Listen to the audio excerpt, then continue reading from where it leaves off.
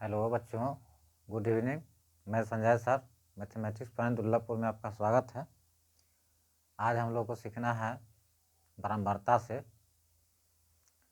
कल आप लोगों को बताए थे प्रेक्षण किसे कहते हैं, प्रेक्षण की परिभाषा, परिसर, परिसर किसे कहते हैं, उच्चतम मान एवं न्यूनतम मान से बताए थे। आज आप लोगों को बताना है इसी प्रश्नावली 15 के ए से। इसकी शुरुआत भी वहीं से करते हैं, परिसर, उच्चतम मान, न्यूनतम मान तथा प्रेक्षण।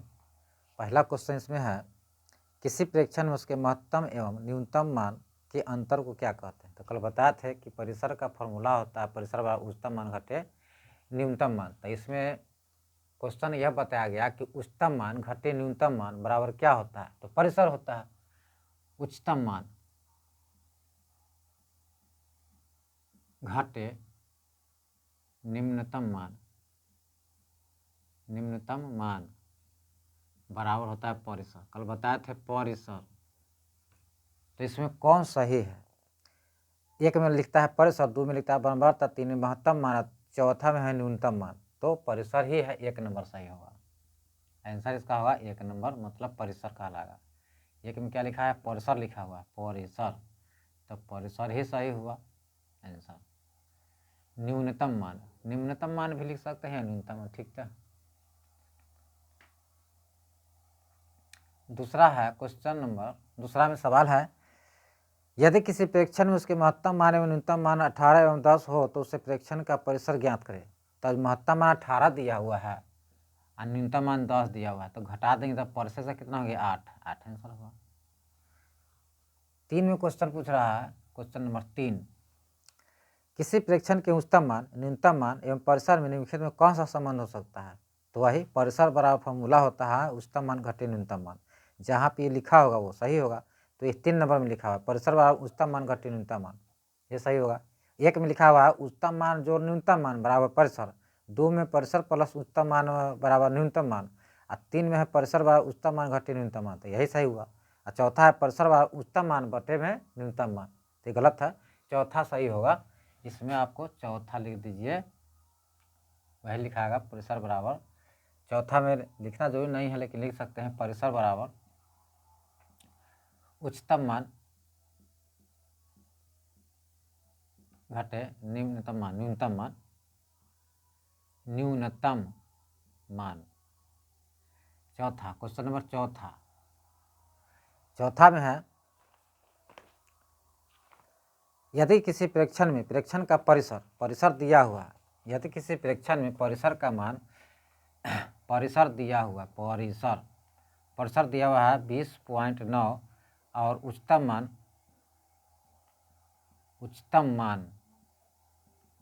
25.8 है, तो न्यूनतम मान क्या होगा?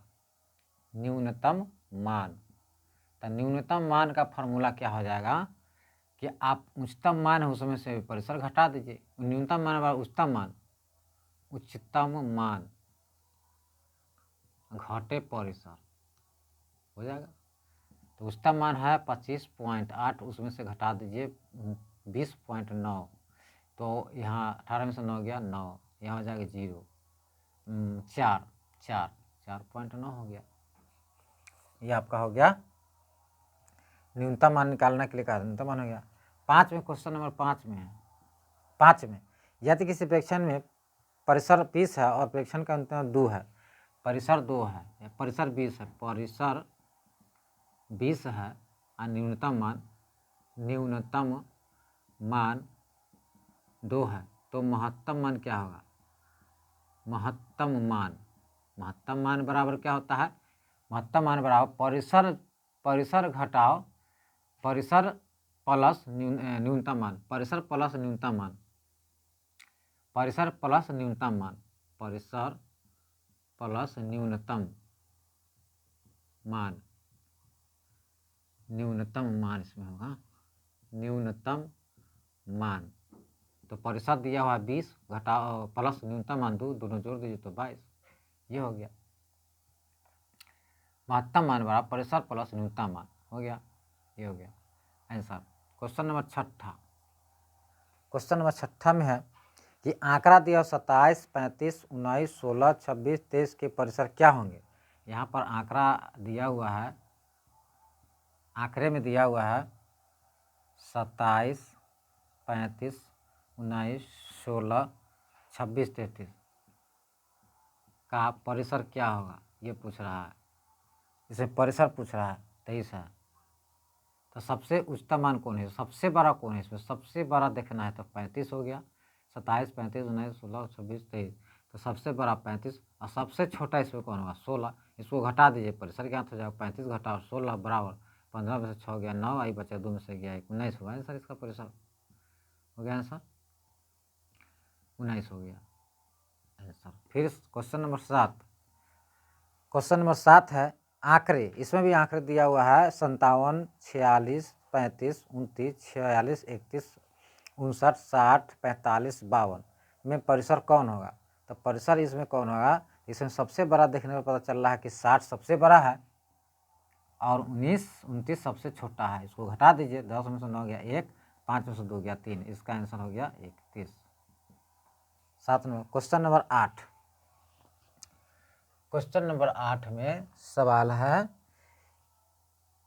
रिक्त स्थान को भरना। एक विशेष प्रेक्षण जितनी बार आता है उसे उसकी क्या कहते हैं। तो जो जितना बार आता है उसे उसकी बारंबारता कहते हैं। तो इसमें बारंबारता भराएगा 1 नंबर में। क्वेश्चन 8 का 1 नंबर में भराएगा बारंबारता, बारंबारता, बारंबारता। 2 में भराएगा क्या, 2 में पूछ रहा है कि प्रेक्षणों का माध्य क्या होगा। तो माध्य का फॉर्मूला हम कल लिखाए थे आप लोगों को बनाने के लिए। तो क्या लिखे थे, कुल संख्याओं का योगफल या कुल प्रेक्षणों का योगफल। यहाँ कुल संख्याएं लिखिए या कुल प्रेक्षण लिखिए, कुल प्रेक्षणों का योगफल। हम लिखाए थे कल कुल संख्याओं का योगफल, बात वही हुआ, कुल संख्या या कुल प्रेक्षण। तो नीचे लिखे थे कुल संख्याओं का योगफल बटे संख्याओं की संख्या। तो संख्या का जगह पर तो प्रेक्षण लिखा होता है, प्रेक्षणों की संख्या लिख दीजिए, प्रेक्षणों की संख्या, प्रेक्षणों की संख्या, यही भराएगा, इसमें यही भराया हुआ है। उसके बाद है 9 नंबर, क्वेश्चन नंबर 9 में है, क्वेश्चन नंबर 9 में है निम्नलिखित आंकड़ों में 27 की बारंबारता क्या होगी। तो 27 की बारंबारता पूछ रहा है। जैसे कि इसमें अंक लिखा हुआ है कुछ 27 है, ये आंकड़ा है 27 है, 25 है, 29 है, उसके बाद 30 है, फिर 27 है, फिर 15, 16, 19, 15, 16, 19, 23, 28, 23, 28, फिर 27, 15, 19, फिर हो गया 16 और 29। इसमें पूछ रहा है 27 की बारंबारता। किताब पूछ रही है कि 27 की बारंबारता कितनी होगी, 27 की बारंबारता कितनी होगी। 27 गिनेंगे, इसमें क्या गो है वही बारंबारता हो जाएगा। 27 गिन लेंगे क्या गो संख्या है, उसकी बारंबारता हो जाएगा 1, 2, 3, 3 बारंबारता है, 3 आंसर हो गया। बारंबारता का मतलब कि जितनी बार आया हुआ गिन लीजिए, वह बारंबारता हो गया। ठीक है, फिर अब हम लोग चलेंगे 10 में भी पूछ रहा है कि 27, 23 की बारंबारता और 19 की बारंबारता का अंतरफल क्या होगा। 10 नंबर देखते हैं। 10 नंबर में क्वेश्चन है, 10 में भी बता देते हैं।